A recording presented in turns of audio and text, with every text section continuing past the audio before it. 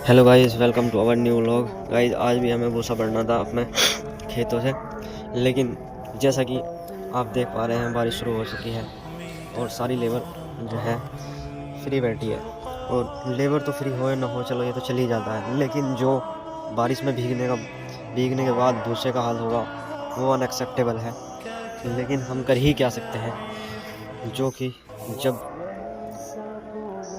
God जो चाहता है वही होता है, जैसा कि आप सब जानते हैं। हम भी उसी चीज़ को सोच के सब्र के बैठे हैं, देखते हैं आज मौसम खुलता है और हमारा काम शुरू होता है या नहीं। देखें, हमारे बहुत सारा कुछ हमने स्टोर कर भी लिया है और बहुत सारा रह भी रहा है।